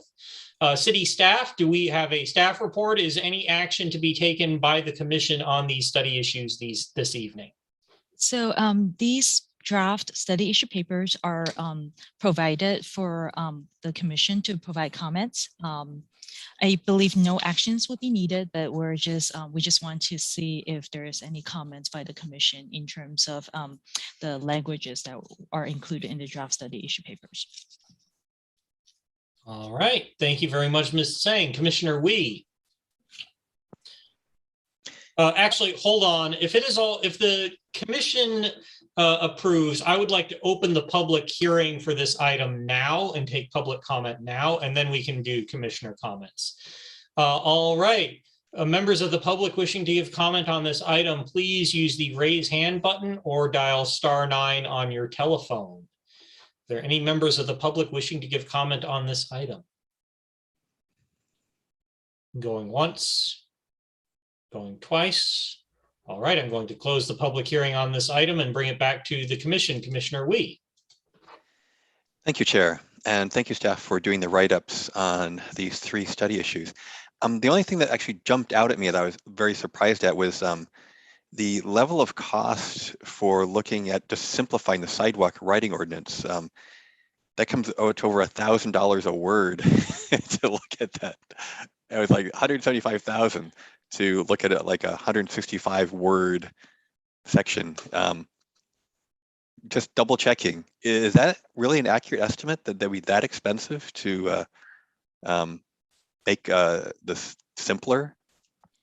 Yeah, because what a lot of the study actually includes some of the data collection that we wanted to include so that we can understand the existing usage, as well as we wanted to include a review of not only what we're doing, but also what the state laws allowed, what other jurisdictions are doing, so that we could do like a comprehensive review of what could be mandated and what we could include in the change, as well as we are hoping to do a robust public outreach to get input from the public to see what their thoughts on is in terms of allowing bicycle and personal mobility devices usage on sidewalks. Okay, thank you. Thank you very much, Commissioner Wee. Commissioner Hafman. Yes, I have a comment on the first study issue in the list about raising funds specifically for implementing bike lanes. And under the key elements of the study, you say the study will review options to establish a funding source, most likely a new tax. But I think you should also include the possibility of a bond issue. That's how a lot of school districts raise money. And I think bond issues are easier to pass than new tax. So I suggest you say most likely either a new tax or a bond issue. Thank you. If I might clarify, Commissioner Haifman, a bond issue that goes to the public is generally itself funded. The maintenance of the bond is funded by a tax, typically by a parcel tax. And so you can do bond issues that are not backed by a tax. We did one for the new City Hall and Civic Center. Mr. Mayor, would you be willing to chime in on what the funding mechanism for the maintenance on that bond was? Because I can't remember off the top of my head.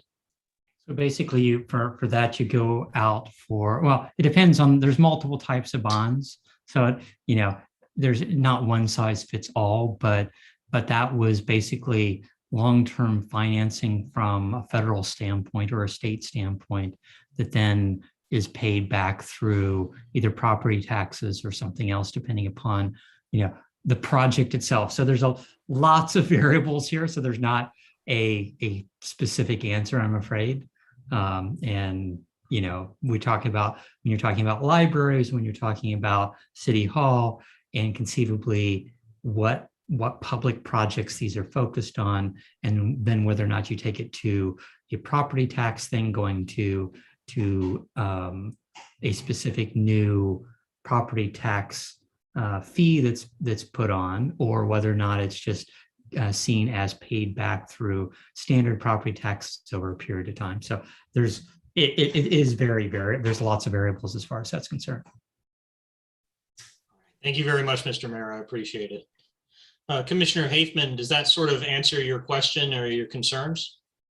Well, yeah, I will comment that a lot of the schools, they'll have a fixed parcel tax that pays off the bond over a period of time. So I was just suggesting to say, you know, likely a new tax or a bond issue of some type. But I'm happy with it, yes. Awesome. Thank you, Commissioner. Vice Chair Melman. Yeah, my only concern with this kind of study is that I also don't want it implied or anything that we would be funding all bicycle and pedestrian projects out of this, whatever we get to. That, you know, the city has a responsibility as basic, you know, to provide infrastructure, which it, you know, is already being given by the citizens of the city or the county or whatever through, you know, whatever taxation process. So I just want to make sure that that this would be would not replace what the funding should be from the city, that it would be supplementary, I guess is what I'm saying. Or a buffer, Right. I guess is my implication. All right. Thank you, Vice Chair Melman. I have a request of staff for next month. I believe that this is just going to go into our full packet next month as well, correct? Or no? No, it won't be. Okay, understood. I think it would be very helpful if we could get the write-ups for the deferred study issues.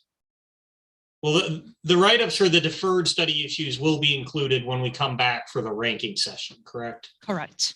And we don't take any further action on these study issues until the ranking session, correct? Correct. Okay. Would it be appropriate to do a review of the write-ups for the deferred study issues to next month possibly to refresh our minds, or do you think that that's not necessary? So the scope of work and the scope of work of the study issue would not be changed from what was presented last year. Got it. Okay, thank you. Final question, like Commissioner Wee, I had a bit of sticker shock at the price tag for the sidewalk riding ordinance. Has staff considered whether there is a possibility of doing a somewhat more narrowly focused version of this study issue that could be done at a lower cost?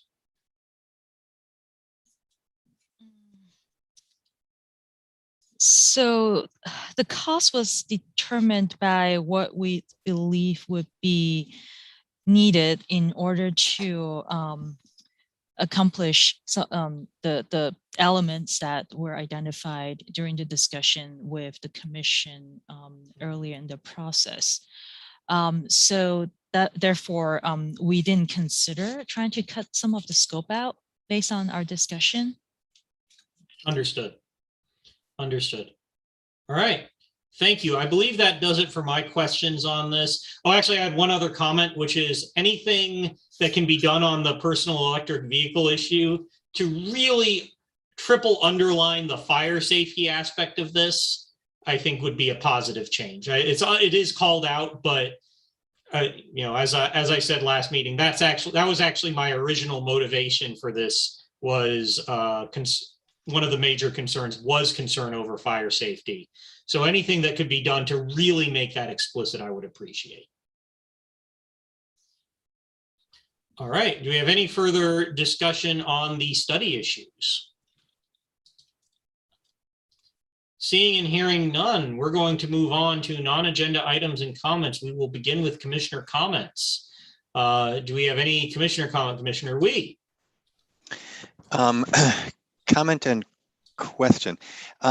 It's been noted multiple times that the VTA asks for 11-foot wide lanes. And there's a recent project that was done near downtown Sunnyvale on Sunnyvale Ave that resulted in 9.5-foot wide lanes right next to Whole Foods. There's this concrete strip in the middle. There's actually a double wide lane on one side with a big buffer, but then there's a narrow bike lane on the other side. It's yeah, again, it's right next to Whole Foods. And I was curious how that lane got approved at 9.5 feet wide. So I measure it center stripe to the striping to striping from the center. I measure with my measuring tape, and it was 9.5 feet wide. It was like, wow. And that's a major bus route. I was curious how those buses are fitting down there. That I can't provide an answer to. That was done by previous staff. I know on the northbound direction, it's actually very generous. Yes, super generous there. But the other side is like really tight. Yeah, and it's something that we're talking to VTA about, and right now, I think that the amount of conflicts is minimal, and we haven't seen that many issues, but it's something that we are aware of, and then we're trying to identify how to possibly address that. It shouldn't have been done, honestly, but it was. There are times when I'm riding down the bike lane, I see a truck behind me. I'll actually take the lane because if they stay in the bike lane and they're like right up against me, when they try to pass me, it just feels unsafe. So I take the lane because I don't want them to try to pass me and blow me over. Sure, I understand. Okay. And this may be jumping a little bit, but the east-west channel, I'm not sure if this is a separate agenda item, kind of, but it just noted that construction was going to begin in late 2021 for the east-west channel. And when I looked at this before, I was thinking west channel, Google, but it actually mentioned that the east channel would actually be worked on at the same time. And I was curious if that's on track. I jumped the gun a little bit maybe on that, but this is a commissioner comment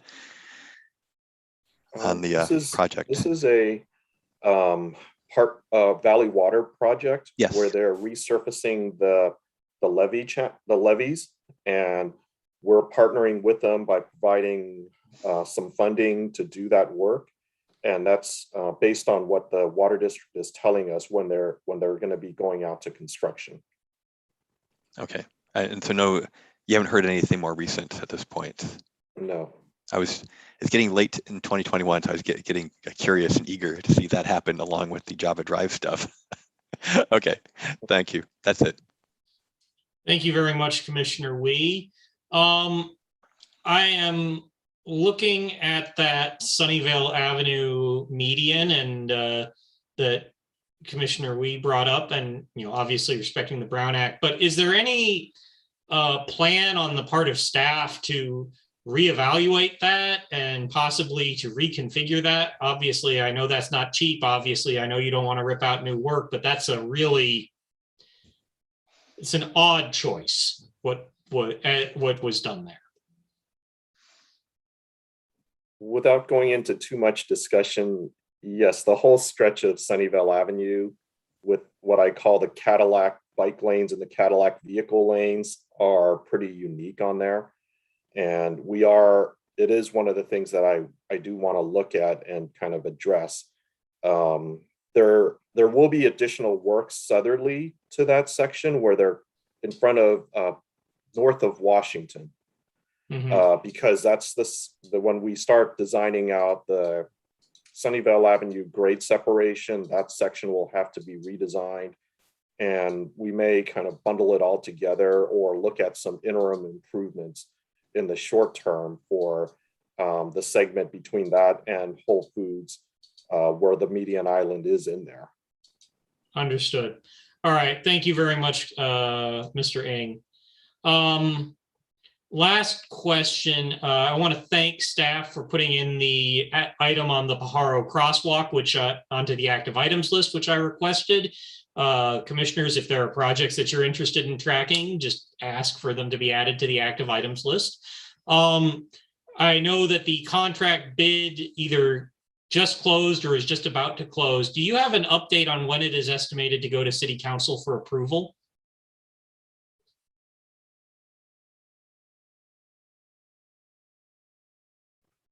No, that's okay. Yeah, I think it might have just closed, but we don't have an update on when yet. Understood. All right, excellent. Thank you very much. And if there are no other commissioner comments, going once, going twice, we're going to bring it.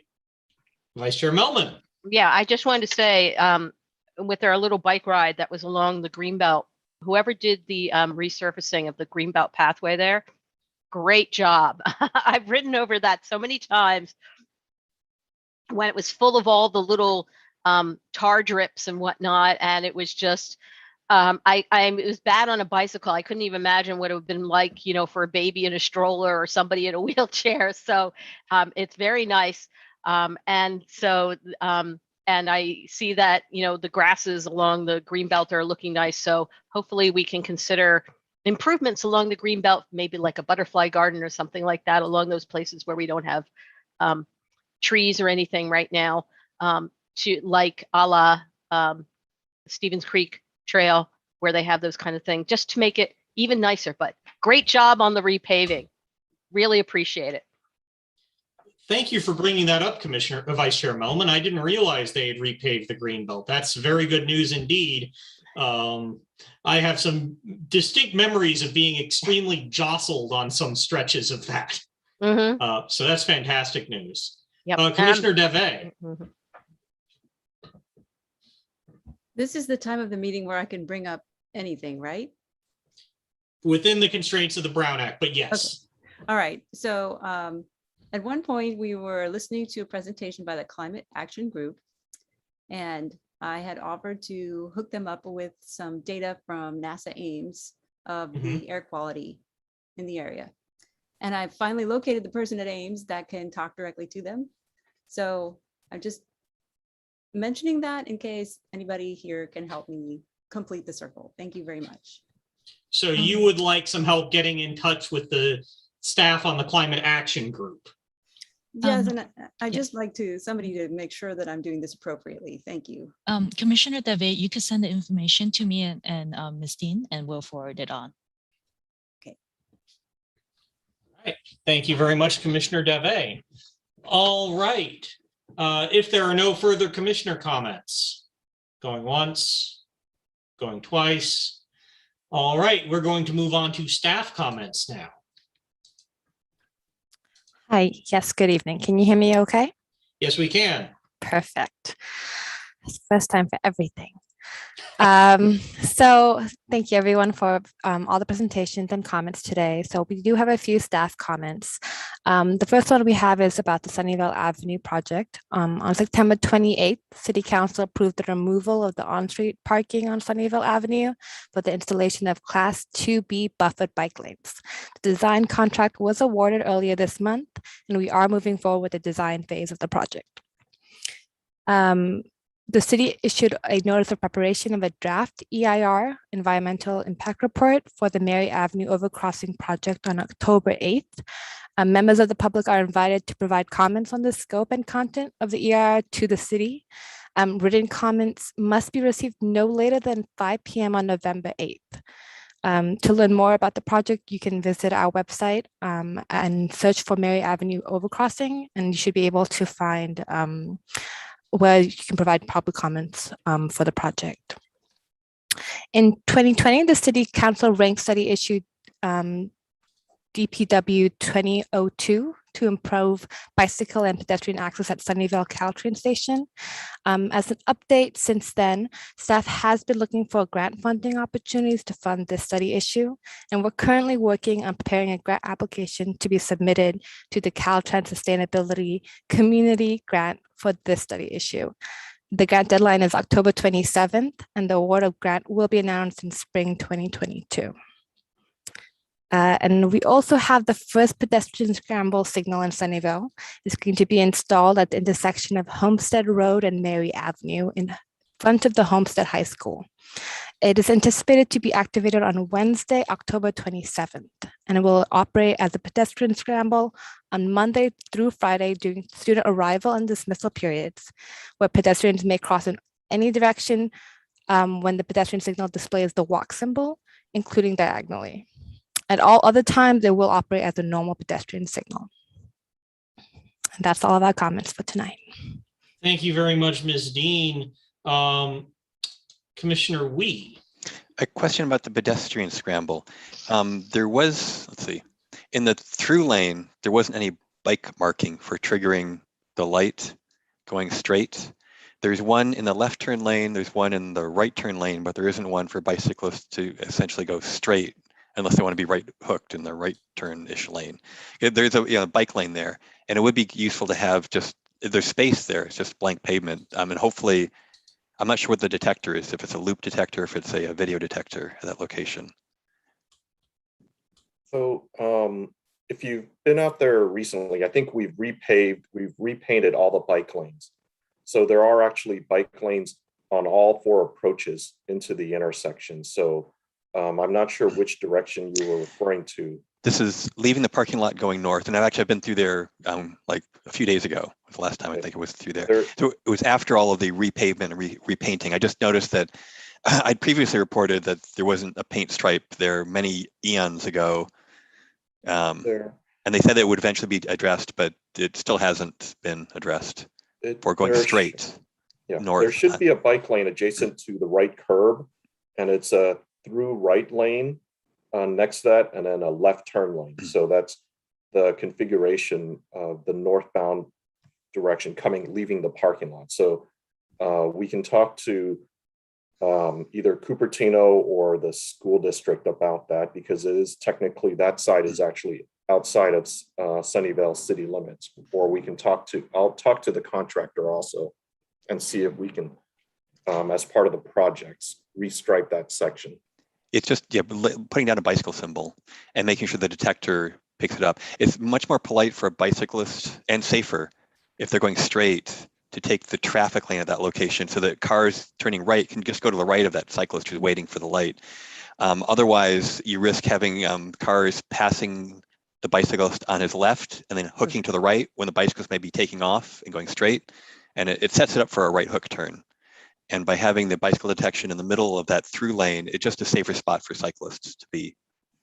And you can do both heading, I think on the southbound, it already is striped essentially that way because you have the bike box, so you can get in that main lane. But going north, it just needs to be added on that one location. And Sunnyvale owns that whole intersection, so we can, put down the paint as necessary. Thank you very much, Commissioner Wee. Commissioner Bonet. Thank you, Chair Millinger. Mr. Ng, two questions on the pedestrian scramble planned in front of Homestead. Will there be diagonal crosswalk lines painted? There are short segments of diagonal crosswalks because it's not a full-time bike lane, full-time ped scramble. We didn't want to put in the full crosswalks going through the diagonal all the time because it would mislead the pedestrians when it's not active. That's a good idea. Secondly, I assume there's also signage to or change in the light structure to prohibit cars from turning right during the scramble period? Yes, there will be new extinguishable message signs informing vehicle traffic that there will be no right turn on red when the pedestrian scramble is active. We've also outreached to the school, informed the parents, informed the students, and have also developed a flyer for distribution also. And maybe lastly, is there a plan to include some kind of a increased enforcement during the initial operation so that drivers are reminded quite unquestionably, unambiguously, that there is to be no right on red, meaning maybe have police there for the first week or 2 or 3 of operation? That's something that we've talked to the school district, the high school, and also DPS and the county sheriff on. So everybody is aware that we're activating a pedestrian scramble and we want it to be as safe as possible for the student population. I thank you. I have a personal interest because my kids are there. My son also. All right, thank you, Commissioner Bonet. Next, we have Commissioner Hafman. Thank you, Chair. Question from Mr. Ng.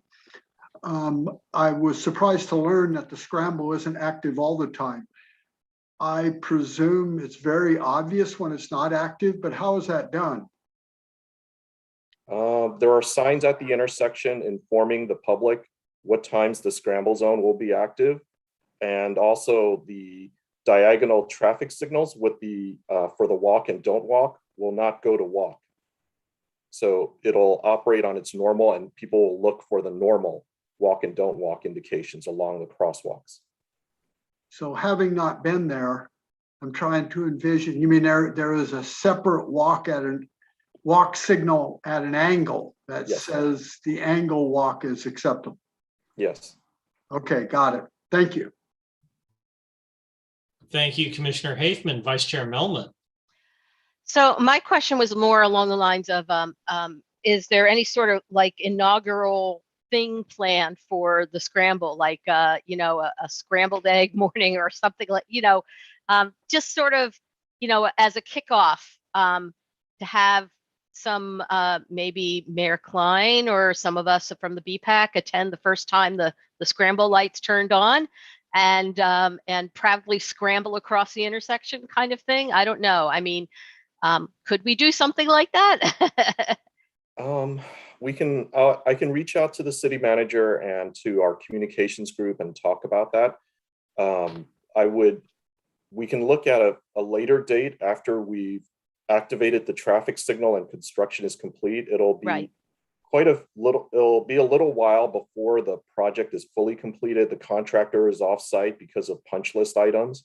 Mm-hmm. And we can look at that once the city takes full ownership and completion of the project. So yeah, I think it should be some sort of metaphysical ribbon cutting, as it were, because it's the first time we're doing this kind of thing. And so calling attention to it, making it like an interesting and celebratory thing will also bring more eyeball attention to it for people, for just general awareness. So, you know, I'm not proposing anybody walk around in an egg suit or anything like that, but, you know, just some sort of an event. Sure, I understand. I love that idea. And I'm going to ask, at what time does the scramble turn on the 27th? That's yet to be determined officially because On that day, we're going to be pulling, wiring up all the traffic signal and doing the switch over to the new equipment. So it may be before the kids get out from the afternoon. It may be an hour after. I don't have a good projection on it right now. The contractor is trying to be done before lunchtime. But as with the nature of anything construction related, especially traffic signals, I've been to many of them where they've gone well into the night, unfortunately. Fair enough. All right, couple other questions. First, are there any plans for a scramble at Fremont High School, which faces a similarly intimidating intersection? That's something that is under consideration for Fremont High School. The higher priority right now is conversion of the the uncontrolled in pavement roadway lights on Fremont at Sydney. We're looking to convert that to a hawk to improve safety there. I've floated ideas about putting in a scramble zone at the Caltrain station at Francis and Evelyn. So, and that would probably be functional throughout the entire day. I think that has high enough volumes, but we haven't officially talked to the school district or the Fremont High School administration about anything out there. We'd have to look at any impacts to operations, how we can do that safely, and if the scramble zone makes sense. Understood. Thank you. Question for Ms. Dean. Would it be possible for you to email the BPAC the Mary Overpass preliminary EIR?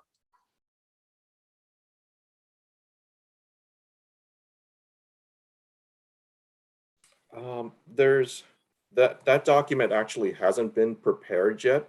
What's going out right now is the notice of preparation. That's the first step.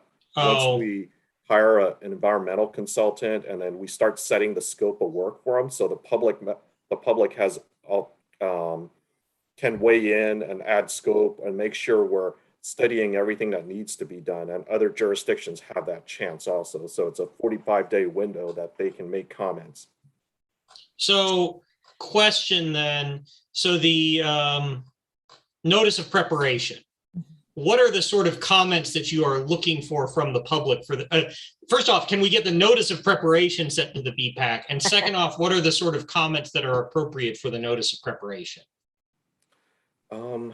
So it runs the gambit. We've received comments from Caltrans or VTA about making sure we include certain projects and take certain things into consideration. Members of the public have made comments about making sure that we factor in the road diet that happened in the past farther south on Mary Avenue, where it's a single lane, and then it runs the gambit of all sorts of things. Some related to studies, some just opinions where people want to let the city know. But for the environmental study, we actually are limited. The laws, state law and federal law is very prescriptive about what is studied and how we study that. So it's just getting opinions from agencies and the public about anything that we may have forgotten. Okay. All right. So I'll definitely be taking a look at that. And we can get that emailed, right? Yes, we'll be sending you an email with the link of where the NOP is located. Understood. Thank you. All right. Next, Commissioner Wee.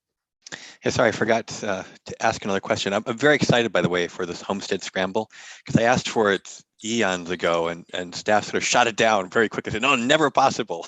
I'm so happy to see that it actually is coming to fruition. Yeah, I was looking at that and I think, is there a left turn bike box at that location so they could do a box turn for cyclists on Fremont so they don't necessarily have to get into the left turn lane to make a left turn onto Mary off of Fremont? Sorry, do you mean Homestead or sorry, mentioned Fremont? No, I'm sorry, I meant Homestead. Thank you. Homestead onto Mary. I think right now there's green bike lanes and bike box. I know there's a bike box for southbound Mary Avenue. Yeah. On I'm not, it doesn't, I don't quite have that answer right now. I can look at, I can find the design drawings, or I can let you know. I seem to recall seeing one, but then I also seem to recall, because I usually don't go on Homestead that direction. I'm usually going north, south, and Mary. And I seem to recall seeing a bike box there, but it struck me that I thought that bike box at location was actually sort of in the bike lane. So it might be, if someone's going through, through traffic might conflict with people who want to do a left box turn. But at any rate, there is space to put, I think, an appropriately spaced left turn bike box there, but it would actually be on the lower side of the bike lane, not the top side of the bike lane versus in the bike lane, so that people didn't have to do a multi-stage left turn if they're a cautious cyclist and wanting to, go down. And this actually applies also for Homestead in the other direction, turning left into the parking lot. It would be, let me think about this. Yeah, just understanding so that both ways that people on Homestead can take lefts into the parking lot and into Mary more easily without necessarily making a multi-stage left turn where they have to get in the vehicular lane. And one last comment about the scramble. The scramble actually, if it was made full-time, does solve a problem for some cyclists when they end up on that corner coming across the Don Burnett Bridge on Mary Ave. They end up on that corner where the bike lane or the bike path sort of ends. They think, okay, I want to go north on Mary Ave. How do I get there? And are cyclists allowed to proceed when the walk signals turn?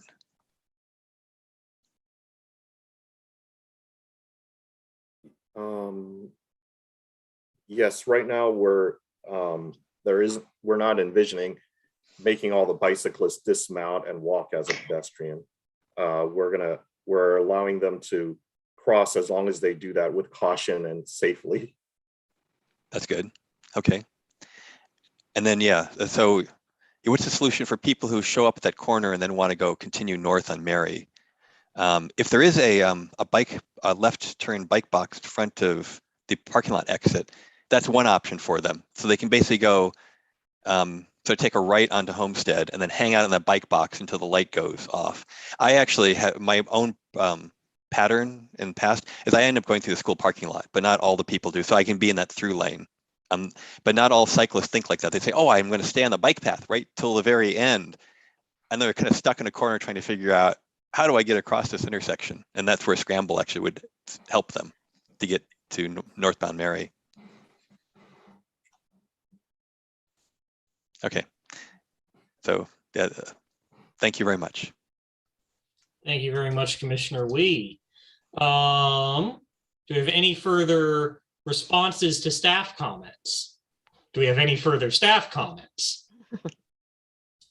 I'd just like to add, since there is a lot of interest in Mary Avenue overcrossing, I would recommend that the commissioners, as for their own personal self as individuals, sign up for the constant contact for the Mary Avenue project through the website. Then you would get all the email notifications and be notified exactly when the draft EIR was ready for public comment. You'll hear about it separately as the BPAC commission already, but if you want to make sure that you hear about it earlier, then I would recommend you sign up on the website through constant contact. Absolutely. And could that link also be included in that email that's getting sent out to us? Yes, I could provide that information too. Fantastic. Because I just know that I will forget if it's not. All right, wonderful. If there are no further commissioner or staff comments, we're going to move on to our information only reports or items. This is 21-0998, the annual work plan, 0999, the active items list, and 1000, the deferred study issues. Do we have any commissioner or staff comments on any of these items?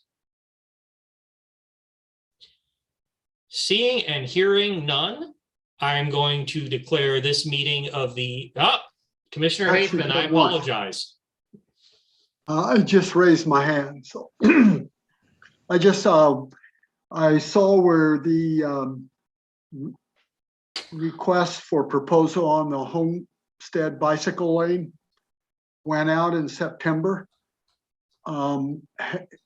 Any idea when that project will start in 2022? And have you picked a vendor yet or contractor yet? Hi, Commissioner Hafman. So we recently had the RFP published, I believe, on September 30th, and it is still out for bid until I believe the 27th of October. So once that date is passed, we will have hopefully a list of consultants who we can interview with and go through the process of being able to hire them on board. And then we don't know at this time when that will be, but as soon as we are able to work with the consultant, we'll have a better timeline from them, and then we will have that ready for you at the next, hopefully, once we're able to finalize with the consultant at that point, we'll have an updated schedule for you. Thank you very much. All right. Thank you very much, Commissioner Hafman. Are there any further comments, commissioner or staff comments on the information only items? Going once, going twice. All right, seeing and hearing none, I'm going to declare this meeting of the BPAC at 8:51 p.m. Thank you, everyone. Good night. Thank you. Have a lovely evening. Good night. Good night.